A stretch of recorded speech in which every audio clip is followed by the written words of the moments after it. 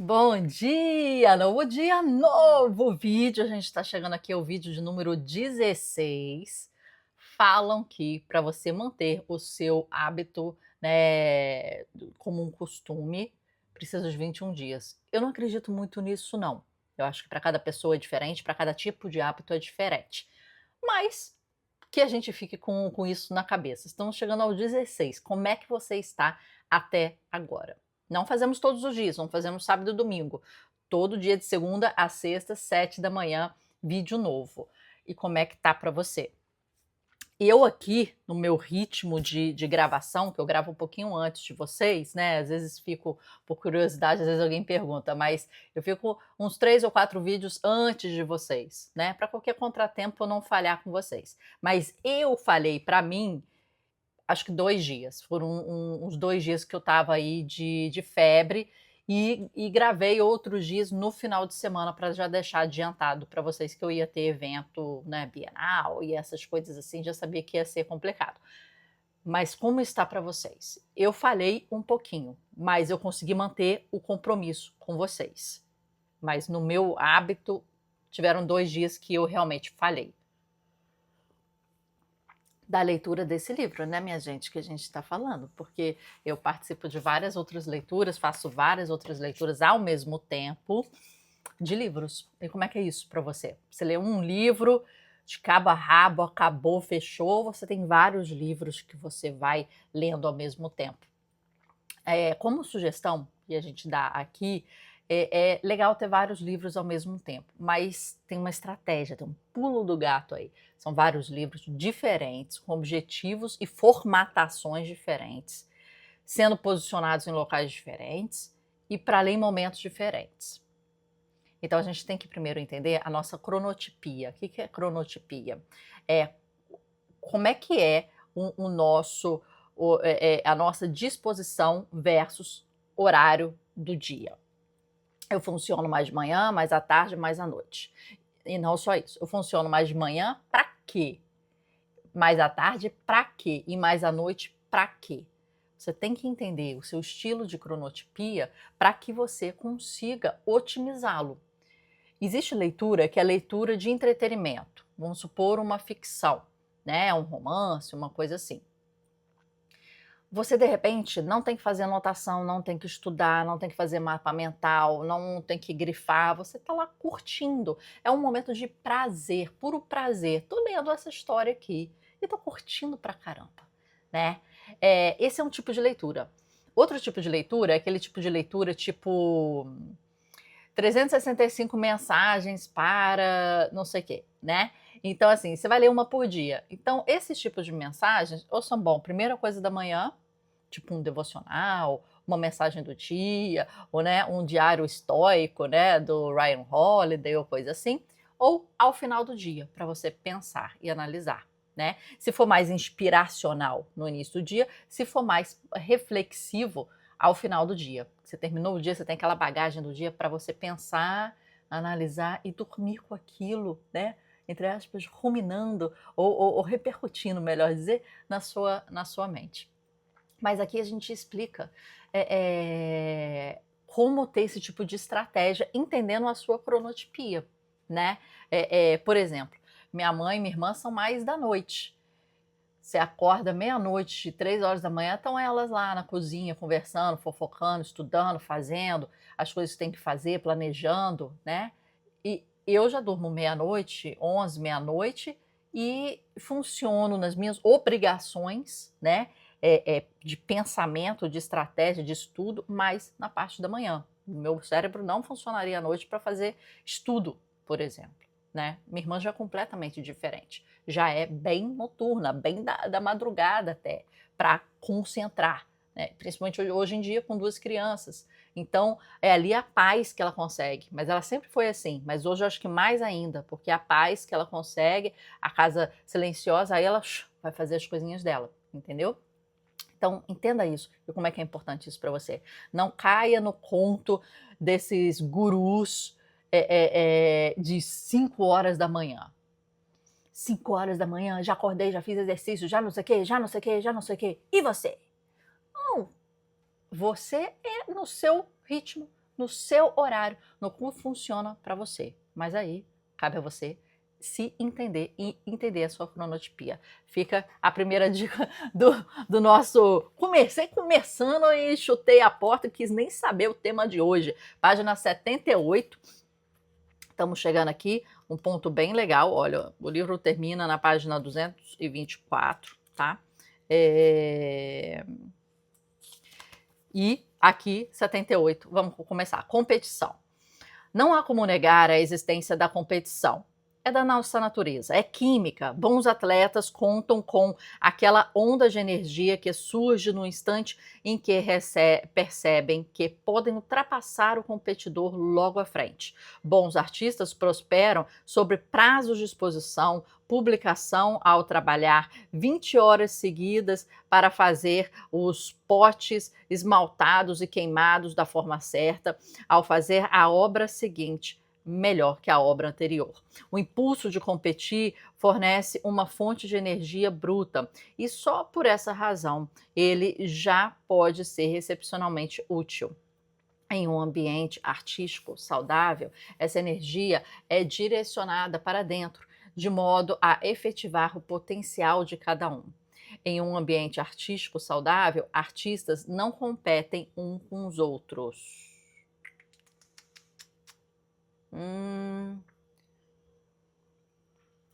Eu acho que aqui ele está passando da premissa que a competição é algo sempre negativo. Mas existem competições positivas, existem competições que instigam a motivação, existem competições que são saudáveis, né?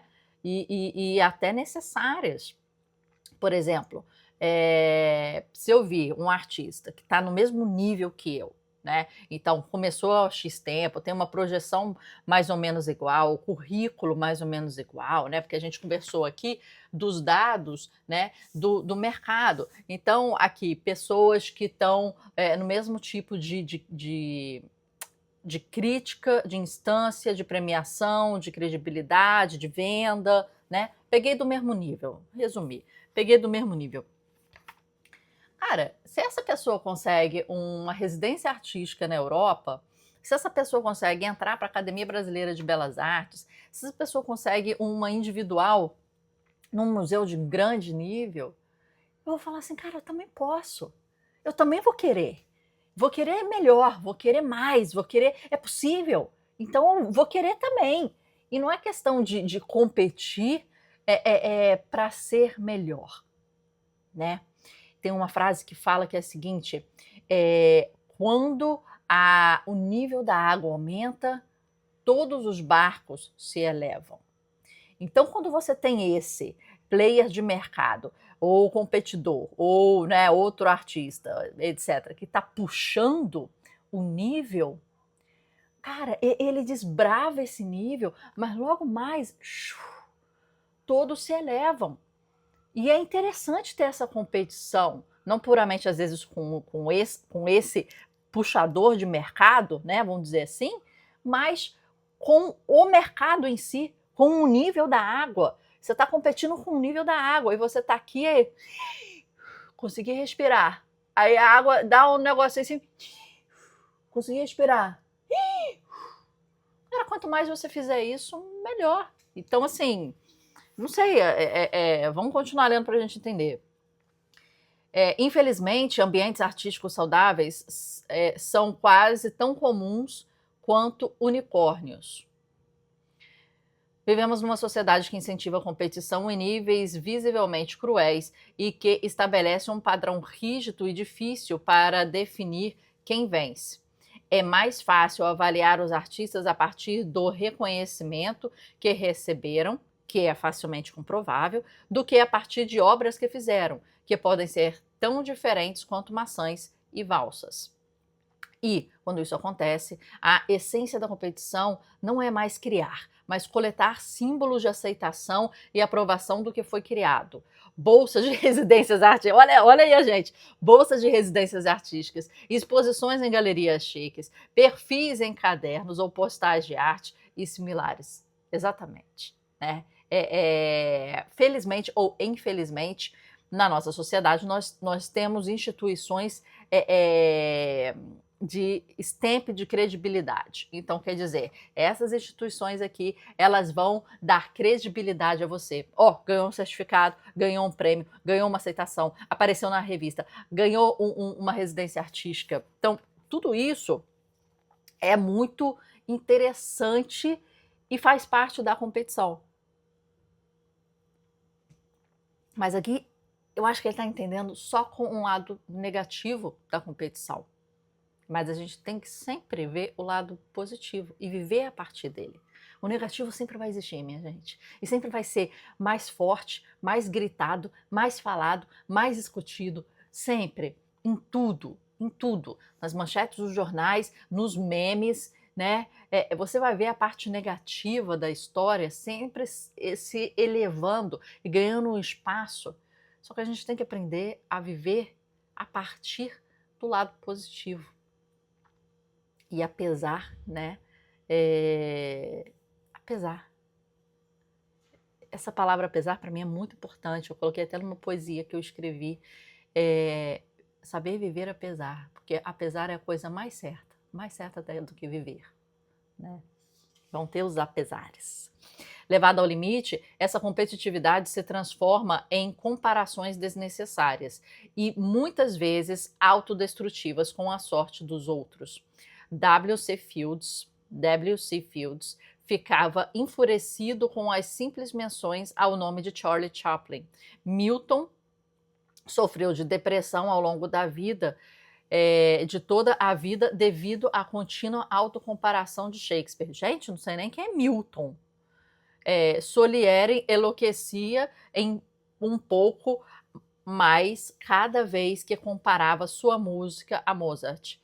E quem de nós gostaria dessa comparação? Ninguém de nós aqui, né, minha gente? Esse Miltinho, vocês sabem quem é esse Miltinho? Esse Miltinho, meu filho, nem ressoou na história. O medo de não receber sua fatia de reconhecimento leva à raiva e à amargura. O medo de não ser tão bom quanto um colega artista leva à depressão. Vamos marcar essa parte aqui toda. Eu gostei muito dela. Mas deixa eu só dar uma... Tô marcando aqui, né, minha gente? Precisamos admitir que poucos de nós são imunes a sentir uma pontada momentânea de dor quando alguém ganha a bolsa de estudos que desejávamos, ou a dar uma lufada secreta de trunfo quando conquistamos o mesmo prêmio. Kingsley Amis reconheceu que, quando começava um novo romance, parte da motivação era, dessa vez, eles vão ver só. Mas lamentações competitivas e ocasionais são um passo saudável, distante de equiparar o sucesso ao ato de pisar nos seus pares. É, no mínimo, difícil reivindicar a vitória quando aqueles que você considera seus competidores podem nem saber da sua existência. Afinal, alguns podem já estar mortos há muitos séculos. É plausível supor que eles não vencerão, enquanto você, mais cedo ou mais tarde, perderá. Em algumas formas de comparação, a derrota é inevitável. Ontem eu estava fazendo uma entrevista, deixa eu só marcar aqui. Ontem eu estava fazendo uma entrevista com Laís Schultz, vai sair no nosso canal aqui, no Marhubcast, nosso podcast. E a gente fez um comparativo de trabalhar em empresas e trabalhar como autônomo, né? A dificuldade desses dois ambientes, as diferenças desses dois ambientes, a dificuldade de, né, se encaixar, né? E a questão da comparação. Teve um certo momento que ela falou assim, não, porque eu ficava comparando com um Michelangelo, com não sei o quê, com um Da Vinci. E eu falei assim, mas gente, tudo bem que a nossa régua tem que ser alta, e que você pode colocar lá um pinzinho e colocar a régua alta, ok, mas trabalhar com essa base comparativa no dia a dia, isso vai te trazer questões emocionais muito sérias, porque você está comparando com um cara consagrado, que passou o crivo do tempo, da crítica, do status. As obras são reconhecidas planetariamente, mundialmente, teve um corpo de trabalho coeso, bom, tá falando com uns top da história. É claro, puxa essa régua para cima, mas tão para cima assim pode ser um grande problema, né? Tão para cima assim pode começar a atuar como algo que não é positivo para você, principalmente agora. Então, a minha sugestão é a seguinte: você está aqui na sua carreira, começou sua carreira, você está aqui, imagina, né? Claro que você não vai colocar como sua régua alguém que está no mesmo nível que você. Também está errado isso. Não coloque na sua guerra o que eles chamam de peer, o colega de trabalho, P-R-P-I-I-R, né? P-E-E-R,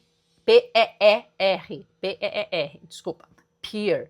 Então, seus peers são as pessoas que estão no mesmo nível que você, trabalhando, coleguismo ali do mesmo nível, entendeu? Não são seus peers, por mais assim, interessante que eles são gente do mesmo nível. Você tem que puxar a régua para cá. Então, você tem que puxar a régua como mestres. Eu odeio a palavra coach, mas se você quiser usar coach como pessoas que vão te guiar, pessoas inspiradoras, as pessoas que estão, né, 30, 40, 50 anos à sua frente. Agora, para você puxar a galera que está 100, 200 anos à sua frente e em capacidade, entrega, em performance, está aqui, já até saiu da régua, né, do gráfico, né? Pô, tá aqui. Espera chegar aqui para você puxar esse, né?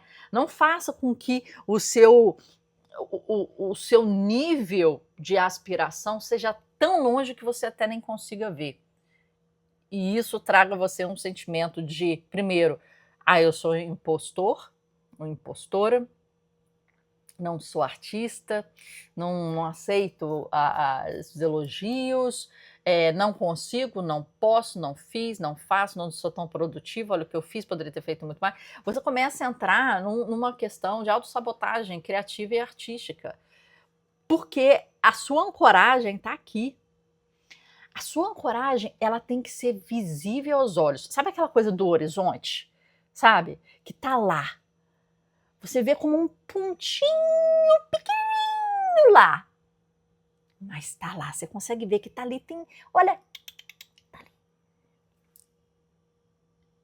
Mas você consegue ver. E aí você vai remando, né? Vai navegando, vai remando e vai chegando mais perto e aquele pontinho vai aumentando. Né? Olha eu vejo aqui, aquele pontinho vai aumentando. Só que quando você chega aqui, você fala assim, ok, te vi, te conheço, te admirei por muito tempo, né? Sei o seu valor, mas calma aí, sai um pouquinho da frente. Agora eu tô perto demais, que até eu nem consigo enxergar, né? Chega aquele ponto aqui que você já não consegue enxergar, você fica vesga. Então você tá aqui. E aí você vai falar assim, calma aí, deixa eu ver o que tá lá na frente, e deixa eu ver. Então, quando você chega perto, o interessante é que ele passe, né? Que você passe por ele. Que você seja mais, conquiste mais, evolua mais. Só que aqui, no momento em que ele já começa a ficar embaçado, você já fala, querido, te vi, te olhei, te estudei, te analisei, li sua obra completa, fiz, copiei, repeti, aprendi, masterizei, você já está começando a ficar embaçado. Agora está na hora de olhar o mais além. Aí você vai lá no pontinho do horizonte de novo e pega. E aí você vai chegando. E faz esse movimento de não enxergar porque está tão pequeno, tão distante, de não enxergar porque está tão perto, está embaçado. E o seu objetivo é fazer com que esses momentos de não enxergar pela distância as aspirações, né? E embaçado, que esse percurso seja a cada vez mais rápido, mais otimizado. Tá aí o grande pulo do gato. Tá aí. Eu admiro X. Poxa, publiquei não sei quantos livros, ganhei não sei quantos prêmios, estou sendo representada por uma editora, fiz lançamento nacional, estou com um livro lá nos Estados Unidos. Aí tá chegando aqui, ó, tá chegando aqui. Poxa, você já embaçou, calma aí, deixa eu ver outro. Entrei para a Academia Brasileira de Letras, tive a topo de venda na Bienal São Paulo, do Rio, etc. Fui chamado para programas de televisão, podcasts. E quem foi? Quem que você está mirando que quem já foi? Aí aquilo vai chegando aqui. Entendeu o conceito? Entendeu o conceito? É de não chegar ao embaço. É isso. E esse tempo aqui... Desculpa. Desculpa, gente. E tá friozinho. E esse tempo aqui, mais encurtado possível. E aí a gente lembra daquele vídeo que eu postei antes, né? A intensidade distorce o tempo. Então, a regra da admiração ou da meta é essa. E a regra do encurtamento é a intensidade. Você está entendendo como você decupa o aprendizado? Você conheceu a fórmula. Você sabe. Agora, o como, aí é outro passo. Você sabe o quê. Agora, o como são outras histórias, que não é para esse métier aqui. Mas, independente do padrão utilizado, há uma reveladora característica comum a todos os competidores. Eles sabem qual posição ocupam no grupo. Sabem, né? Eles sabem se está perto, se está longe. A galera sabe a sua régua. Competidores ávidos verificam sua classificação constantemente. Competidores obsessivos igualam o ranking a si mesmo. Uma aposta arriscada, mas que funciona quando funciona, aproveitando uma fonte de energia que os faz trabalhar mais em sua arte e que quase sempre os torna bons carreiristas. Quando a percepção de si depende tão diretamente do posto que o mundo externo concede, a motivação para produzir obras que recebam boas avaliações é extrema, avaliação institucional externa. Ao não saber como dizer a si mesmo que seu trabalho está bom, você pode ser impulsionado ao topo da montanha, tentando fazer o resto do mundo dizê-lo. Em teoria, essa é uma abordagem perfeitamente válida. A parte complicada é encontrar a régua certa para medir suas conquistas. Eita, nós! E o que torna a competição das artes um terreno escorregadio é que raramente há consenso sobre qual é o melhor trabalho de alguém. Exato. Existem áreas em que as métricas são muito definidas e são quantitativas. Então, você não tem erro, né? São quantos livros, quantos prêmios, quantos mestrada, doutorada, pós-doc, PhD, então são os níveis, né? Ali pela certificação a pessoa já está mais. Agora, na arte, ainda mais com algo completamente, né, às vezes abstrato em sua crítica ou em sua interpretação de valor, né? É muito abstrato, né? O que é bom, o que não é bom, o que ressoa, o que não ressoa, o que tem valor, o que não tem valor. Às vezes aquilo é pura onda. Às vezes foi alguém que pagou um bom curador, teve um dinheiro para pagar um bom curador, o curador fez uma reportagem de jornal, o curador já tem um nome de mercado e aquilo eleva o artista. Não puramente pelo trabalho do artista, mas pelo nome ancorado no posicionamento, branding e currículo do curador, vai dizer, né? Então, sim, é uma análise de fundo muito abstrata, muitas vezes. Tem um livro muito interessante que fala sobre isso é esse aqui, ó. I sold Andy Warhol too soon. Eu vendi meu Andy Warhol cedo demais. Isso aqui fala da história de um cara que comprou o Andy Warhol e aquilo escalonou, ficou, né, a obra valendo milhões e milhões. E aqui ele faz uma coisa que não é muito legal. Ele culpa a mulher dele por fazer ou instigar ele a vender o Andy Warhol dele, porque ela queria comprar uma jaqueta super cara, uma nova casa, fazer viagem, e aí eles começam a tentar vender o Andy Warhol e participar de um leilão.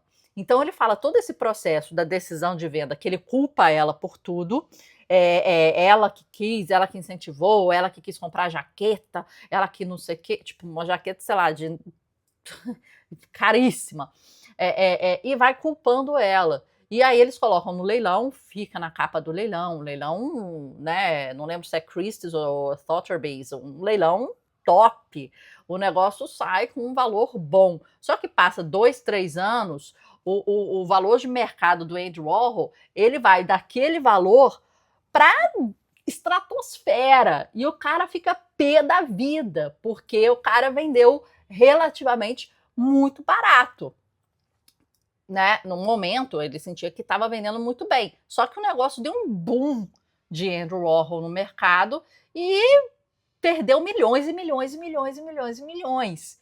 E aí ele começa a culpar a ex-mulher, né? Que virou ex-mulher, e colocar a culpa toda nela, como se ele não tivesse parte da culpa e de decisão, já que a obra é dele e todo o trabalho de fazer toda essa questão e negociação foi dele, né?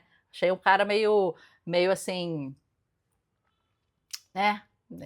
Não sei, meio assim. Mas aqui conta uma história bem interessante nesse sentido, né? Como é que esse valor no tempo muda, como é que a análise de uma obra de arte muda, como é que essa flutuação por base é uma por base, né? É como se fosse especulação de mercado, igual uma empresa na bolsa. Sai uma notícia no jornal, a ação cai. Não é que o valor da empresa caiu, é que ela notícia impactou negativamente, mas depois aquilo se ajeita. Então, assim, há uma especulação nesse mercado artístico também, né? E às vezes a base não é concreta, vamos dizer assim, muito menos do que às vezes empresas que têm, né, ações na bolsa. Além disso, o importante a respeito de cada nova obra não é se ela é melhor ou pior do que as anteriores, mas de quais maneiras ela é semelhante ou diferente. Comparação relevante entre duas fugas de Bach não é qual classificação ocupam, mas como elas funcionam. Quando as coisas vão realmente bem na criação, cada obra tem vida própria, independente de como se compara às favoritas do artista. Afinal, todas são criações suas. Pode-se até argumentar que o artista tem a obrigação de explorar as variações possíveis dado que uma única questão artística pode gerar muitas respostas concretas. Épocas produtivas incentivam a construção de um extenso corpo de trabalho, no qual todas as peças, mesmo os esboços falhos, que nunca vão na parede de galeria, mas muitas vezes vão, têm a chance de brilhar. Em períodos saudáveis, olha a palavra saudáveis, o artista raramente faz uma pausa para distinguir o impulso interno, o senso de ofício e a pressão de um prazo ou o encanto de uma nova ideia. Todos servem como fonte de energia para as obras criadas. Vou repetir essa última frase. Em períodos saudáveis. Ele não falou em períodos inspirados, criativos. Ele falou saudáveis.